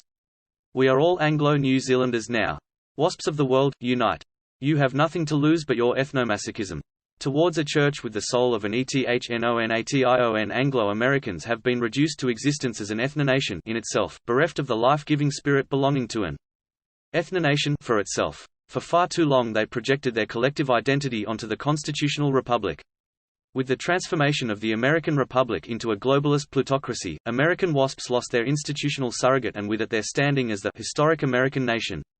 Their co-ethnics in the rest of the Anglosphere have been dispossessed in much the same way. If each of the various Anglo-Saxon peoples is to become an ethnonation for itself, each will have to create novel institutional forms capable of nurturing and preserving their distinctive biocultures. Over the past few centuries, the several WASP ethnonations have accumulated massive stocks of biocultural capital. Much of that social capital lies dormant simply because WASPs everywhere now lack the collective imagination, capacity, and will to effectively unlock and deploy the ethnoreligious resources built into their biocultures. Heightened awareness among WASPs of their shared ethnic interests would in itself produce a massive spike in the value of that social capital. Happily, geopolitical developments in the American Republic and the British parliamentary monarchies are creating the conditions for just such a boost to ethnic consciousness among WASPs around the world. One particularly interesting emanation of implicit WASP identity, as yet visible only in elite circles, comes via the post-Brexit discussions in Canada, Australia, New Zealand, and the United Kingdom aimed at an alliance, enabling, inter alia, the free movement of citizens between the four British dominions. As one might expect, the present proponents of this arrangement, known by the unlovely name of CANZUK, are promoting a neo-liberal free trade agenda. Significantly, however, many of those involved feel compelled to deny that the project is motivated by covert imperial nostalgia. But, despite such denials, the scheme instinctively appeals to most WASPs. Should CANZUK become a reality, bred in the bone Anglos in those four countries will be best placed personally to pursue enhanced opportunities in a new modelled, transnational civil society. Should CANZUK succeed, citizens of the four dominions will enjoy, jointly and severally, significantly greater geopolitical clout, a circumstance that will lead, no doubt, to accusations of WASP privilege. Another geopolitical factor should be borne in mind. Should the accelerating collapse of the constitutional republic in America lead to the complete or partial disintegration of the American Union, a successful CANZUK alliance will provide an attractive escape hatch to those American states or regions with significant WASP or WASP-adjacent populations. Given the ever-increasing salience of identity politics, a WASPish alliance of the CANZUK countries, with or without Anglo-American participation, would represent a new departure in British history. Modern Anglo-Saxon tribes remain in embryo, but, whether they realise it or not, their shared British ancestry endows them with a biocultural aptitude in the planning and execution of conditionally operative schemas of civic action. In the medium to long term, the transnational civil society of the Anglosphere can become the medium through which a rejuvenated, culturally British, vivere civile comes to life. A confident, self-respecting, and healthy British bioculture is a form of social capital that actively generates moral and spiritual goods. That spiritual wealth can be good, not just for WASPs, but for their ethnic rivals as well. A WASP bioculture provides the best possible material foundation for the exercise of the civic virtues in a transnational mass society. Consider the historically given alternatives: slavery in Athens, arms in Florence, and heritable landed property in England and America. In the competitive game of identity politics, WASPs working together in teams and tribes will acquire a trustworthy reputation for honorable behavior and a virtuous commitment to the common good. Here, too, consider the alternatives. Has the Jewish century benefited the WASPs, or any other racial, ethnic group besides Jews? Given time and the appropriate ethno-religious matrix, a reformed Anglo-Saxan church together with allied institutions, including schools, colleges, and hospitals, will produce White Anglo-Saxan Protestant elites ready, willing, and able to displace the corrupt globalist plutocracy currently misgoverning the Anglosphere. Any such peaceful revolution requires the regeneration of a responsible WASP ruling class in waiting eager to assume civic responsibility for the good governance of the Anglosphere. A reformed Anglo-Saxan church must play a vital role in preparing WASPs to work together in the planning and execution of that revolutionary project. No such spiritual and ecclesiastical reformation can occur overnight, as if by magic. It will emerge, if at all, only because associations of virtuous WASPs create conditionally operative schemas of civic action designed to achieve that end. As it happens, 19th-century British history provides a useful model of just such a republican project of spiritual renewal within the established churches of England and Scotland. The Broad Church movement in the United Kingdom offers both inspiration and cautionary lessons to a similar project in our time. The most prominent leaders of that movement regarded the Church of England as a church of, by, and for the English nation. They believed that neither the High Church nor the evangelical parties gave sufficient attention to the national aspects of religion. As mostly liberal Anglicans, they sought to define a new Christian ideal with emphasis on the established church as the moral educator of the nation. By the 1850s, circumstances favored the growth of this movement. Increased prosperity and social stability caused many to turn away from earlier, pessimistic, atonement-based theologies of human depravity and eternal punishment. Large numbers of laymen were ready to embrace instead the more inclusive, world-affirming, broad church teachings, with their emphasis on the moral example of Christ, the benevolence of God, and the potential for moral improvement in this world. The fundamental idea driving the broad church movement was a commitment to a comprehensive national church, which would be as inclusive of different varieties of belief as possible. Combined with unwavering support for the establishment of the Church of England among broad churchmen, their optimistic, tolerant, humane, and world-affirming broad church theological positions appealed to the educated laity, many leading liberal politicians, and the Queen. All those fed up with clerical narrowness and excessive dogmatism, appreciated the efforts of broad church clergy to bridge the gap between Christianity and educated middle-class opinion, and also to reach out to the labouring classes through social activism. It helped greatly, of course, that broad church Christianity was powerful in the political and social establishment, not least at court. Queen Victoria lent highly visible public and personal support to the movement. Broad church thinkers took the view that the purpose of the national church was the spiritual and moral cultivation of the nation, the preservation and interpretation of its history, and the defining of its highest aspirations. For them, Christianity was a social and historical religion, as well as a personal faith. It was about the redemption of nations as well as individuals. The Cambridge historian, Sir John Robert Seeley (1834–1895), was a leading broad churchman. He saw religion as much less personal and much more national and political than was commonly supposed. Religions were essentially, he believed, nationalities in an idealized form. Biblical theology should be based, therefore, on the premise that the Hebrew Bible owes its peculiar force to the fact that it embodies a treatment of national history more intense and more ideal than that which can be found in any other literature. Another Cambridge professor, Frederick Denison Maurice (1805–1872), agreed, adding that church and nation were one in England, just as had been the case with ancient Israel and Judea. Moreover, he insisted, we have as much right to call England a holy nation as the prophets had to call Judea a holy nation. I believe it is holy in virtue of God's calling. Today, anyone who still believes in the civilizing mission of the Anglo-Saxon peoples or, more modestly, the spiritual regeneration of the vanishing race of WASPs, will find those homiletic themes more than congenial. Unfortunately, they also reveal a touching but untenable faith in the unity of state, church, and nation. In our time, British state and church join forces against the nation, invoking the name of the shape-shifting crown to betray the very British peoples whose monarchs have sworn to protect and preserve. In such circumstances, one may applaud the broad church movement's efforts to fuse the church with the nation. On the one hand, that program suggests solutions to many of our contemporary problems. The naive belief that the sovereign state is a trustworthy surrogate for the nation, on the other hand, has turned out to be the biggest problem or curse confronting contemporary WASPs. Whatever the limitations of the broad church movement in its own time, we need a comparable ecclesiastical insurrection today. This time around, of course, any such movement will be opposed by both the political and ecclesiastical establishments, drawing support instead from a motley crew of ecclesiastical outsiders. It is important to remember, therefore, that the 19th-century movement encountered stiff resistance from all levels of the ecclesiastical hierarchy. Broad churchmen were supported by powerful figures among the laity but, as far as the church itself was concerned, they stood on the outside. Looking in. Sticking to their guns, however, the movement did, in time, achieve a significant measure of ecclesiastical and social reform. Patriotic WASPs today owe it to their ancestors, their posterity, and themselves to match and better the broad church record in the reform of their ancestral church. It is the task of the present and rising generations to infuse an ancient Christian church with the resurrection soul of the angel-sin nation. Conclusion: a contemporary counterpart to the broad church movement might be called the angel-sin network.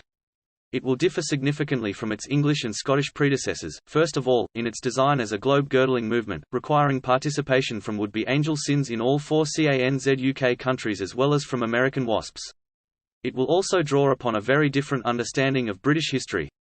As we have seen, members of the broad church movement took the spiritual unity of state, church and nation as a given.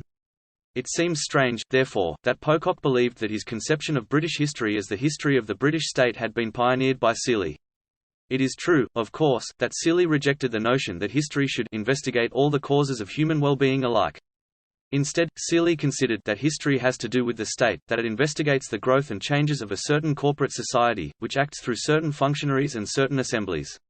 History was interested in Englishmen as individuals only, in their capacity of members of a state. By England I mean solely the state or political community that has its seat in England.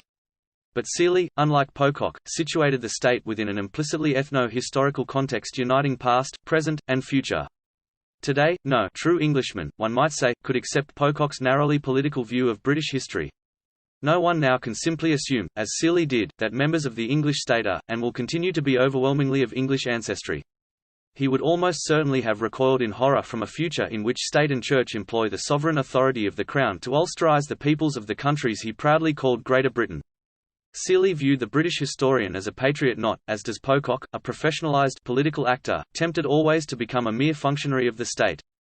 Members of the Anglo-Saxan network will resent and resist efforts by shape-shifting sovereign states to assert their accustomed control over the past, even as they don the mask of the British crown to betray their own historic nations. They will counter Pocock's spiritually disembodied political science of British history with an ethno-history of what has been and could be once again, a holy nation. Having severed the history as made and written of the British state from any organic connection to church and nation, Pocock's New British History is withering away in a globalist cul-de-sac. By contrast, the Anglo-Saxan network will call upon a revitalized Anglo-Saxan church, not the state, to oversee the reconstruction of Anglo-Saxon ethno-history.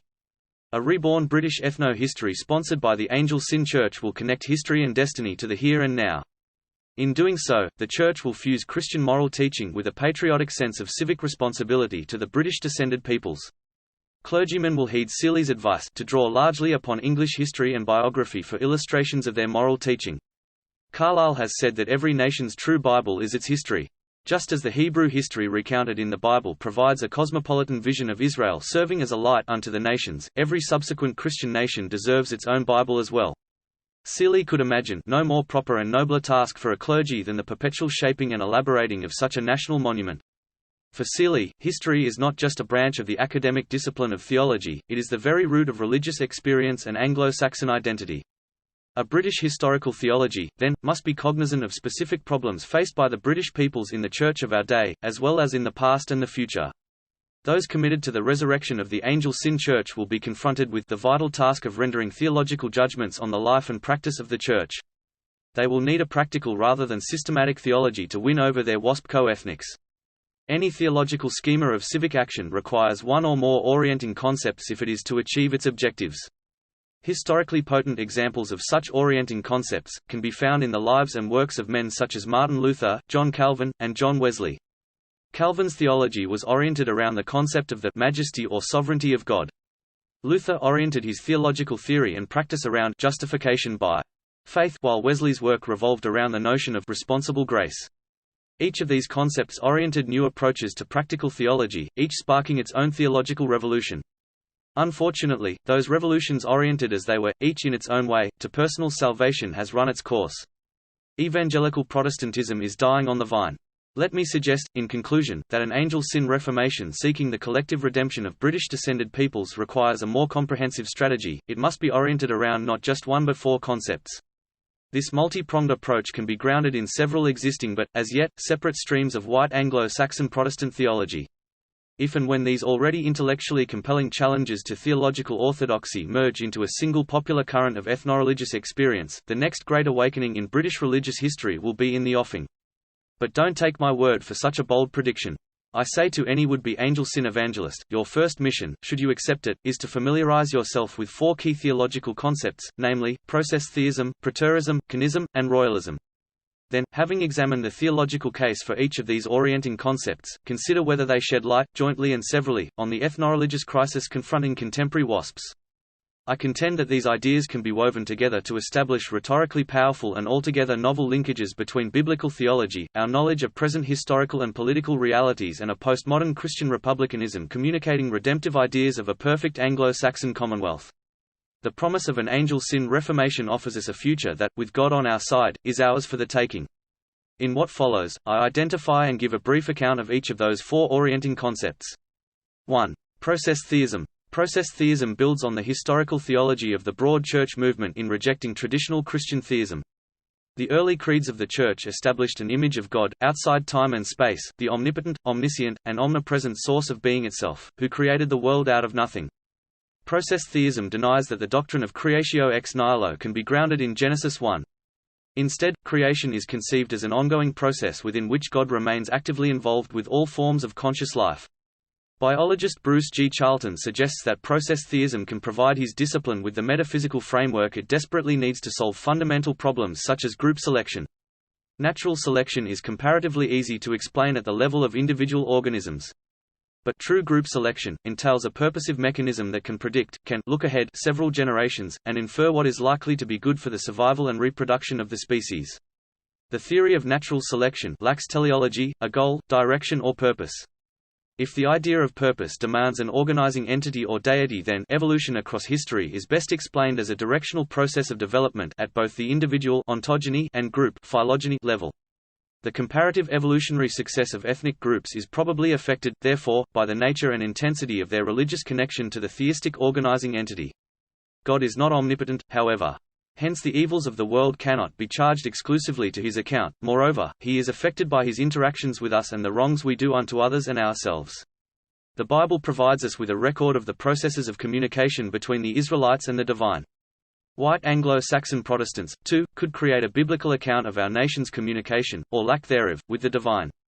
Indeed, process theism provides grounds for doubting that the Incarnation, or the Christ event, happened, once and for all, in the history of only one nation in the ancient Near East on planet Earth. The incarnation of Jesus the Christ was unique for Israel according to the flesh, but it may not have been unique in the sense that other singular incarnations for other unique nations are excluded. There is only one historical Jesus, but there may be other Christ events in some other holy nation. 2. Preterism, or covenant eschatology. Preterism is a corollary of a process version of biblical theology. The Bible is not the story of humanity from the creation of planet Earth when God breathed life into the first human until the end of the world at the second coming of Jesus Christ. Rather, the Bible story has to do with the rise and fall of Old Covenant Israel. A preterist reading of the Bible story suggests that a futurist theology which looks forward to the return of Christ at the end of the world is simply unbiblical. Preterists hold that the clear text of Scripture shows that all of the biblical prophecies of a new heaven and a new earth, not just those in Revelations, were fulfilled in AD 70. In August of that year, Christ came, the parousia or second coming, to oversee the destruction of the Temple in Jerusalem, the physical center of the old heaven and old earth occupied by God's first people. In Revelation, we see the Old Covenant world of Israel sinking into lakes of fire, while the New Covenant world enters into history. The Jerusalem Temple makes its exit in a spectacular cataclysm, a new creation becomes incarnate in the Church, the ecclesiastical body of Christ. There the Bible story ends.